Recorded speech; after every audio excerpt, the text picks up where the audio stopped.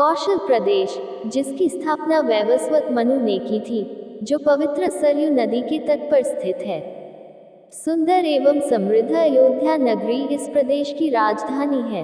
वैवस्वत मनु के वंश में अनेक शूरवीर, पराक्रमी, प्रतिभाशाली तथा यशस्वी राजा हुए, जिनमें से राजा दशरथ भी एक थे।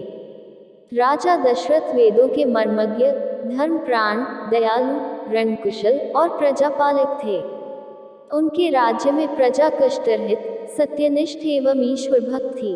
उनके राज्य में किसी का किसी के भी प्रति द्वेष भाव का सर्वथा अभाव था।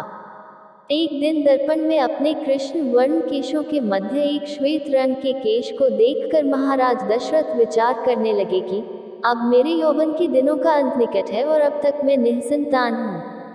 मेरा वंश आगे कैसे बढ़ेगा तथा किसी उत्तराधिकारी के अभाव में राज्य का क्या होगा। इस प्रकार विचार करके उन्होंने पुत्र प्राप्ति हेतु पुत्रेष्ठी यज्ञ करने का संकल्प किया। अपने कुलगुरु वशिष्ठ जी को बुलाकर उन्होंने अपना मंतव्य बताया तथा यज्ञ के लिए उचित विधान बताने की प्रार्थना की।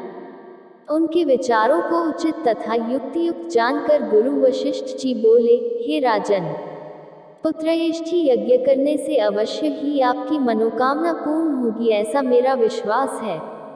अतः आप शीघ्र अश्वमेध यज्ञ करने तथा इसके लिए एक सुंदर श्यामकर्ण अश्व छोड़ने की व्यवस्था करें। गुरु वशिष्ठ की मंत्रणा के अनुसार शीघ्र ही महाराज दशरथ ने सरयू नदी के उत्तरी तट पर सुसज्जित एवं अत्यंत मनोरम यज्ञशाला का निर्माण करवाया तथा मंत्रियों और सेवकों को सारी व्यवस्था करने की आज्ञा देकर महाराज दशरथ ने रानीवास में जाकर अपनी तीनों रानियों कौशल्या, कैकेयी और सुमित्रा को यह शुभ समाचार सुनाया। महाराज के वचनों को सुनकर सभी रानियां प्रसन्न हो गईं। मंत्री गणों तथा सेवकों ने महाराज की आज्ञानुसार श्यामकर्ण घोड़ा चतुरंगिनी सेना के साथ छुड़वा दिया। महाराज दशरथ ने देश देशांतर के मनस्वी, तपस्वी, विद्वान ऋषि मुनियों तथा वेदविज्ञ प्रकांड पंडितों को यज्ञ संपन्न कराने के लिए बुलावा भेज दिया। निश्चित समय आने पर समस्त अभ्यागतों के साथ महाराज दशरथ अपने गुरु वशिष्ठ जी तथा अपने परम मित्र देश के अधिपति लोभापाद के जमाता ऋग ऋषि को लेकर यज्ञ मंडप में पधारे। इस प्रकार महान यज्ञ का विधिवत शुभारंभ किया गया। संपूर्ण वातावरण वेदों की ऋचाओं के उच्च स्वर में पाठ से गूंजने तथा समिधा की सुगंध से महकने लगा।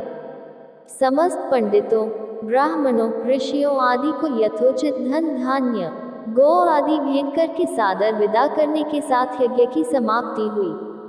राजा दशरथ ने यज्ञ के प्रसाद को अपने महल में ले जाकर अपनी तीनों रानियों में वितरित कर दिया। प्रसाद ग्रहण करने के परिणाम स्वरूप परमपिता परमात्मा की कृपा से तीनों रानियों ने गर्भ धारण किया।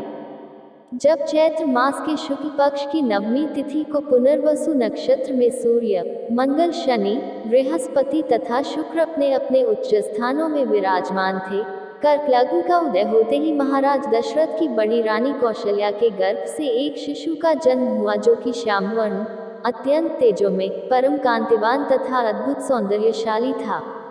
उस शिशु को देखने वाले ठगे से रह जाते थे। इसके पश्चात शुभ नक्षत्रों और शुभ घड़ी में महारानी कैकेयी के एक तथा तीसरी रानी सुमित्रा के 2 तेजस्वी पुत्रों का जन्म हुआ। संपूर्ण राज्य में आनंद मनाया जाने लगा।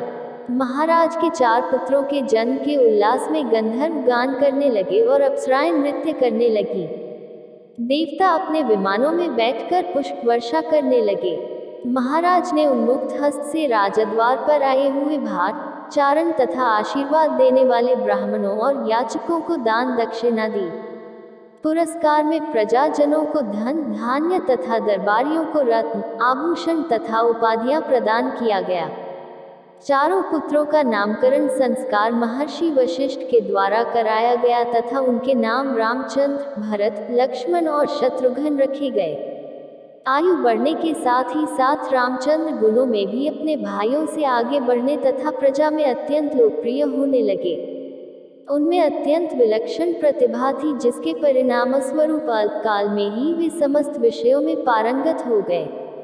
उन्हें सभी प्रकार के अस्त्र शस्त्रों को चलाने तथा हाथी, घोड़े एवं सभी प्रकार के वाहनों की सवारी में उन्हें असाधारण निपुणता प्राप्त हो गई। वे निरंतर माता पिता और गुरुजनों की सेवा में लगे रहते थे। उनका अनुसरण शेष 3 भाई भी करते थे। गुरुजनों के प्रति जितनी श्रद्धा भक्ति इन चारों भाइयों में थी, उतना ही उनमें परस्पर प्रेम और सौहार्द भी था। महाराज दशरथ का हृदय अपने चारों पुत्रों को देखकर गर्व और आनंद से भर उठता था। दोस्तों, ये वीडियो अगर आपको अच्छी लगी तो लाइक और सब्सक्राइब जरूर कीजिएगा। धन्यवाद।